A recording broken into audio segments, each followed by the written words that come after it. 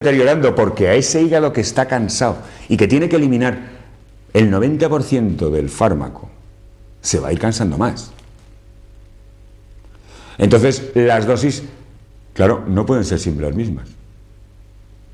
Es más, ante cualquier otro estímulo externo o ante cualquier otro fármaco, eso se puede potenciar y podemos acabar en convulsiones. Por encima de unas dosis de 30 miligramos puede haber bradicardia, que era la disminución de la frecuencia cardíaca, y parada cardiorrespiratoria.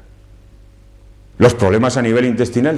a nivel gastrointestinal, con reacciones intestinales, se resuelven con un antihistamínico, el H2, la ranitidina. Entonces, pero el problema de base no lo estamos resolviendo. Seguimos cargando nuestra despensa, nuestro botiquín de casa con fármacos, y el problema de base no lo creamos, no lo resolvemos. Y no estamos contando nada más ni nada menos que lo que se dice aquí, que esto es lo que nosotros, profesionales, bueno, pues estamos estudiando y vamos viendo diariamente. Entonces, cuando vemos que la gente se rebela porque quiere más fármacos, bueno, los fármacos hay que utilizarlos de una manera puntual. Hay fármacos buenos, por supuesto, hay sustancias químicas buenas, pero se deben utilizar de una forma puntual, sabiendo exactamente para qué se utilizan, sabiendo exactamente por dónde se van a eliminar, y que nuestro paciente, el órgano por el que tiene que eliminar ese fármaco, sea precisamente un órgano que no esté cojo, un órgano que no esté cansado. Y siempre de una manera puntual. Siempre hemos dicho aquí que los fármacos se utilizan durante una serie de días y si no funcionan hay que quitarlos porque van a generar más problemas de los que queríamos resolver. En fin, ustedes deciden. Buenas tardes y hasta pronto. ¿Qué hay? Buenas tardes. En el anterior programa de Tomar y Después, donde, bueno, pretendemos seguir rompiendo la madrugada, hablábamos de la teofilina, hablábamos del asma. Fármaco de elección, uno de los fármacos de elección, la teofilina, para el tratamiento del asma. Veíamos cómo se plantea ahora mismo, según las nuevas tendencias, según las nuevas modas farmacológicas, se está contemplando el tratamiento del asma, cómo se contempla la patología en sí del asma como una enfermedad inflamatoria crónica que se acaba cronificando, que se instaura paulatinamente en el tiempo y poco a poco va produciendo esa pérdida del tejido, con lo que se estimulan las terminaciones nerviosas y se produce el fenómeno que todo asmático desgraciadamente conoce, que es esa broncoconstricción, ese cierre de las vías aéreas respiratorias, aparte del cierre, el aumento de la secreción de moco, que hace que se impida el intercambio gaseoso y la sensación de ahogo. En el frente de trabajo que había desde la medicina moderna, desde los libros de farmacología, había primero las teofilinas, luego se planteaba esos inhaladores que también conocen los enfermos de asma y los familiares que alguna vez habrán tenido que ir a comprarlos, que son los fármacos adrenérgicos, que básicamente se utilizan en forma de aerosoles y que se utilizan puntualmente en el momento de las crisis, aunque también se pueden utilizar, pero debido a las reacciones adversas, debido a los efectos secundarios, no se utilizan, pero se pueden utilizar por vía parenteral, por vía digestiva. Básicamente por vía parenteral se reducen única y exclusivamente al tratamiento hospitalario, en el que se puede monitorizar al paciente y seguir las posibles reacciones adversas a nivel cardiológico desde un servicio adecuado con toda la parafernalia de aparataje que, bueno, en este tipo de centros hay. Entonces, vemos cómo el asma se convierte automáticamente en una patología crónica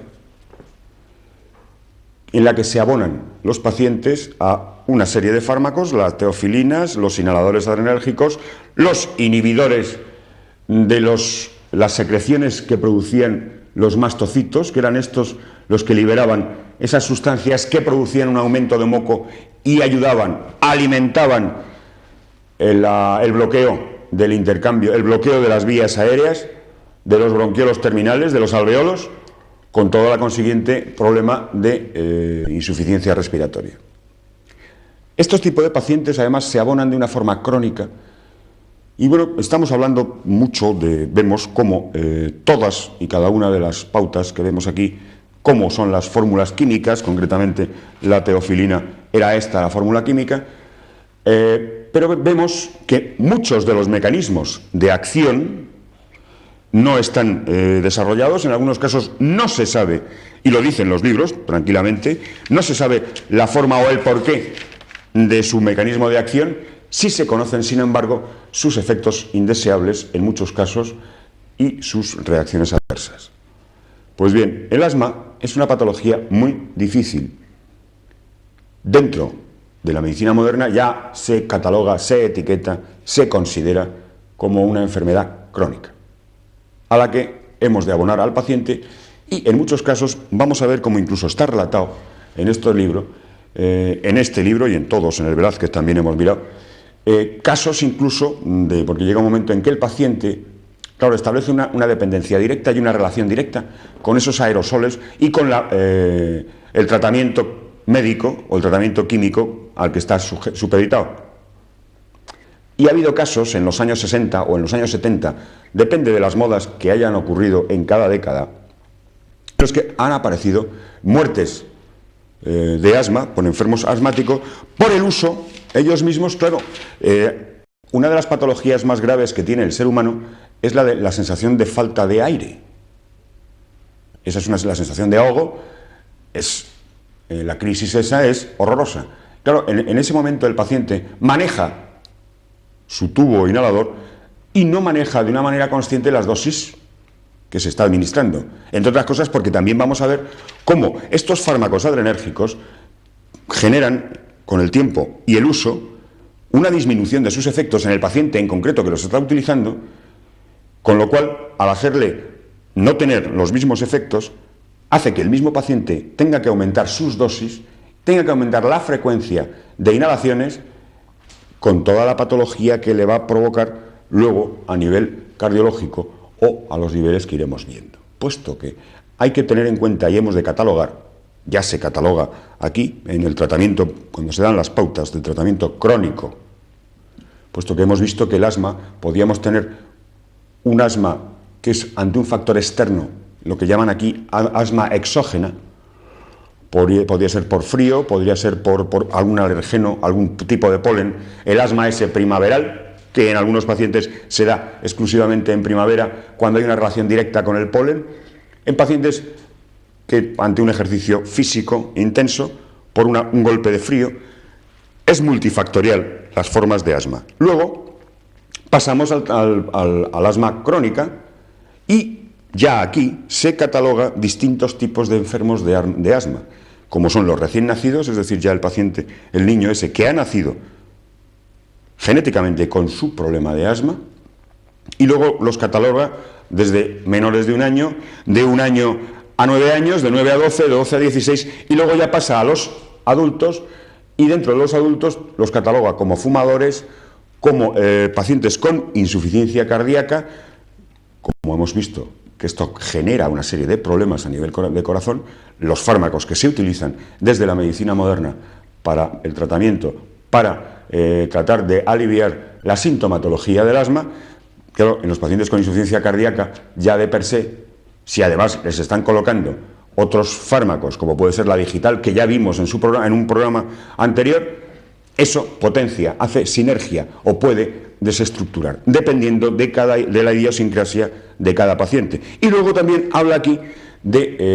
cataloga a los adultos con insuficiencia hepática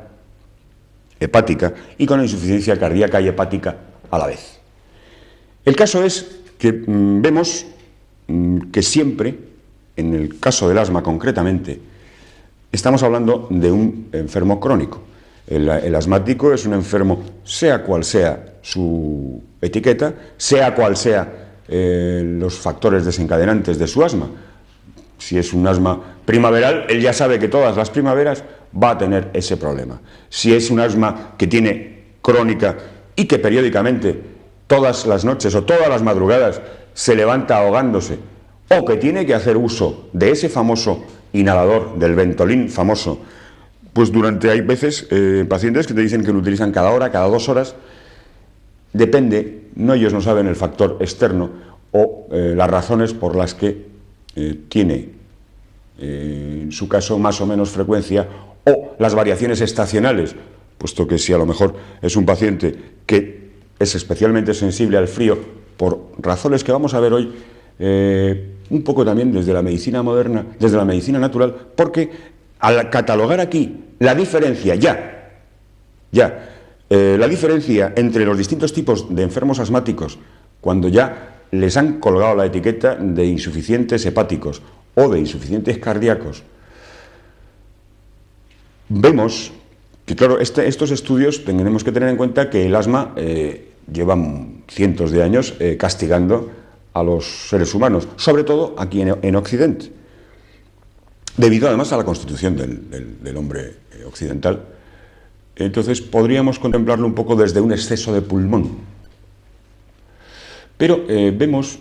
que cuando estamos tratando aquí con la teofilina, cuando hemos desglosado de una manera exhaustiva la fisiopatología, la anatomía patológica de la pared de un alveolo, en la que vemos cómo se produce la respuesta de esos mastocitos que soltaban esos mediadores químicos que hacían un aumento en la producción de secreciones y moco que autoalimentaba o se autoalimentaba junto con el broncoespasmo, con el cierre del bronquio, y aumentaba la insuficiencia respiratoria, pero nos estamos quedando un poco solo en el pulmón. Solo en el pulmón. Entonces, hacemos un tratamiento desde la teofilina, cuando tenemos ya un paciente con un asma crónica, le abonamos a su teofilina. Claro, vemos que a lo largo de su vida, esa teofilina, que es hepatotóxica, va a ir deteriorando su funcionamiento hepático. Y hemos establecido una relación directa, se ha establecido desde la observación de muchos pacientes asmáticos, que, bueno, si ya de per se el paciente con asma tiene un problema de insuficiencia hepática o tiene un problema de insuficiencia cardíaca, ahí tenemos que ir ajustando esas dosis de teofilina, esas dosis de inhaladores o esas dosis de corticoides, puesto que también vamos a ver cómo los 4 frentes de ataque desde la medicina moderna al asma siempre se centran solo en el pulmón, teniendo ya y sabiendo los efectos secundarios colaterales, las reacciones adversas que nos va a producir en otros órganos, a nivel cardíaco, a nivel hepático, a nivel de tubo digestivo. Ya contemplamos esos problemas y vemos que lo tratamos desde las teofilinas, desde los aerosoles, los fármacos adrenérgicos, desde los glucocorticoides, con todas y cada una de las reacciones adversas que tienen todos los corticoides, a los que vamos a dedicar, y tendremos que dedicar más de un capítulo, porque el tema es extenso y el tema es complejo y el tema además es interesante en el sentido de que es importante conocer ese tipo de reacciones adversas, puesto que se está tratando ahora, hemos dicho al principio que el asma se está contemplando ya como un proceso inflamatorio crónico. Entonces, lo que se pretende desde el uso de los corticoides, desde el uso del glucocorticoide, se pretende abortar todos los mecanismos de reacción inflamatoria. Pero al abortar estos mecanismos, eso de los mastocitos, de esos liberadores que soltaban, puesto que es claro que el corticoide tiene acción demostrada farmacológicamente a nivel tisular, a nivel del tejido en concreto donde quiere actuar, de abortar la reacción inflamatoria. Pero tiene, como ya veremos en los programas que dediquemos al glucocorticoide, no obstante hoy adelantaremos alguno de sus efectos secundarios en cuanto a osteoporosis, por ejemplo, en cuanto a que puede producir una diabetes, en cuanto a que el glucocorticoide, que vemos que se utiliza ya junto con los inhaladores, puesto que se trata, como ya conocemos, ya se conoce de sus reacciones adversas, se pretende que pase en combinación con los fármacos adrenérgicos directamente por el tubo respiratorio, pase a nivel tisular, a nivel local, trabaje ahí, y cuanto menos pase a plasma, cuanto menos pase a sangre, menos efectos secundarios tendrá. Y sin embargo ya vemos cómo los mismos glucocorticoides por inhalación producen, eso ya se sabe, y eso está descrito en cualquiera de los prospectos de un fármaco de estos que usted compre. Le va a comunicar que es muy probable, que es seguro, que usted puede padecer candidiasis a nivel faríngeo, a nivel bucal. ¿Por qué? Porque, bueno, la boca es un órgano que está en contacto con el exterior, y en el exterior, bueno, pues hay polvo, hay de todo lo que hay en el exterior. Y nuestra boca tiene en sí misma una serie de flora, como parte de todo el tubo digestivo. La primera parte del tubo digestivo es la boca, la última sería el recto, el ano. Igual que en todo el tubo digestivo, hay una serie de bichos, de bacterias, que tienen que ayudar a hacer esas digestiones para que luego se produzcan las absorciones, y esas absorciones vayan a sus sitios para alimentar a los órganos correspondientes. El hecho de incidir directamente a nivel de la mucosa bucal con este tipo de aerosoles, ¿qué hace? Potencia unos bichos que son las cándidas, que hay en un número determinado en todas las bocas de todos los seres humanos. No se olviden que la peor mordedura, la mordedura más infectante, la que más problemas plantea a nivel hospitalario, a nivel médico, es la mordedura humana. Después está la de rata. Pero en cualquier centro de urgencias de primera atención, donde los fines de semana se pega a alguien o se pegan y alguno le ha mordido a otro y le ha arrancado una oreja, el gran problema que se le plantea al facultativo que está de guardia son las infecciones y el problema de cicatrización que se le va a producir a la hora de coser esa herida, porque le ha transmitido una serie de bichos que tenemos todos, que tienen que estar de una manera natural, de una manera fisiológica en nuestra boca. En cuanto se altera el normal equilibrio, hay un aumento por encima de lo normal de esas cándidas, y en vez de ser beneficiosas, se vuelven contra nosotros. Otro de los problemas que plantea la inhalación por aerosoles de los glucocorticoides en los pacientes asmáticos es un problema de afonía, puesto que producen una alteración a nivel de cuerdas bucales, y se está viendo que están produciendo unas miositis. Con lo que estamos viendo, vemos que el plan de trabajo, la razón,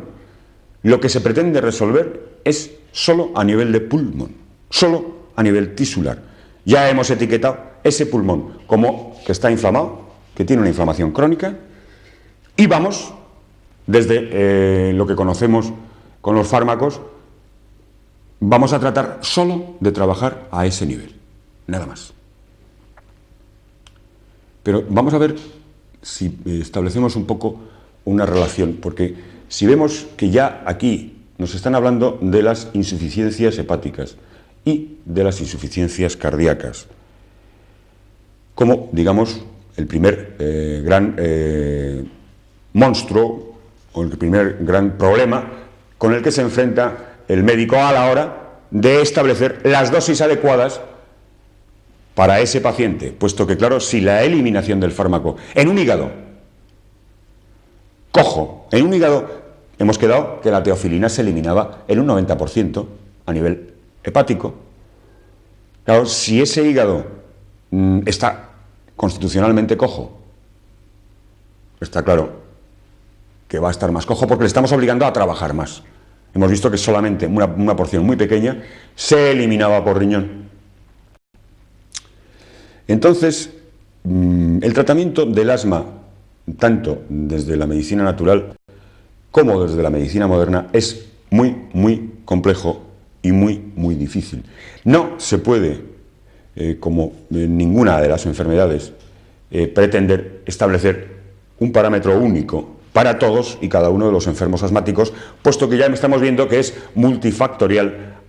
todos y cada uno de los factores desencadenantes de la crisis asmática. Pero desde la medicina natural se plantea el tratamiento de una manera un poco quizás más racional, puesto que hemos quedado, siempre está claro que nuestro organismo necesita del concurso de uno y otro órgano, todos y cada uno de los órganos tienen que trabajar para el bien común y para conseguir acercarse a la salud o conseguir acercarse a una calidad de vida óptimas. Hemos visto cómo el primer órgano que se pone en funcionamiento cuando nacemos es el pulmón. Y el segundo, el pulmón, que es cuando lo azote, el lloro. El segundo órgano es el intestino grueso, es cuando se expulsa el meconio, puesto que ese tubo en el útero materno está lleno de un líquido que se conoce como meconio, que llamamos en medicina moderna meconio. Es claro que la relación de estos dos órganos, pulmón e intestino,